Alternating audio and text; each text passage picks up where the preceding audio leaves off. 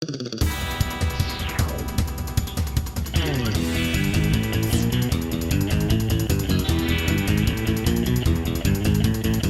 children, one of the best parts of a beach vacation is the time spent on the beach collecting seashells.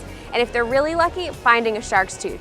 Today I'm meeting with a longtime local who has found literally hundreds of shark's teeth along our shoreline. And she's going to share some tips on how we can find a few of our own. All right, so I'm here with Blakely Roof, who has lived in the Myrtle Beach area for nearly a decade. And she's going to teach us a little bit more about how to find shark's teeth on our shores. Hey, Blakely. Hi. Yeah, so I started finding shark's teeth about 5 years ago. A friend of mine had a massive collection. I was very intrigued, so she gave me her tips. And then I found my first one, and ever since then, I was just addicted to it. So are we talking hundreds of shark's teeth that you've found in your years hunting? I would say probably 1,000.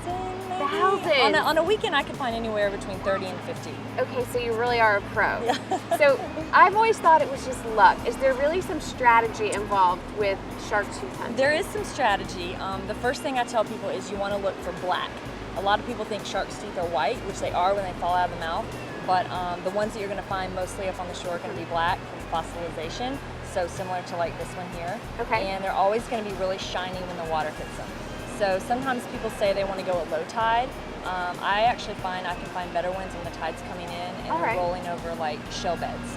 So you just kind of have to hunker down and be looking for the shiny black pieces in the sand. A lot of times people pick them up and think just because it's black it's a tooth.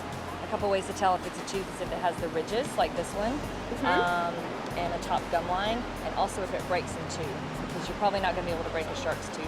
Okay, so shark's teeth are pretty strong. Yeah. All right, so we're looking for the black, and we're going when high tides, where the tide's coming back in from low tide, and we're sticking to those shell beds to find the shell those beds teeth. are the best ways. Every now and then, I'll just be walking along the beach and find a really good one in the middle of blank sand.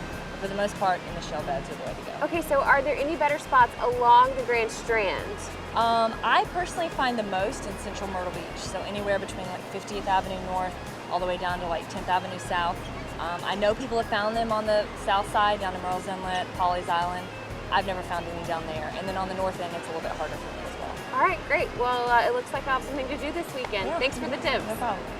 So there you go. No need to buy your shark's teeth in a beachwear store anymore.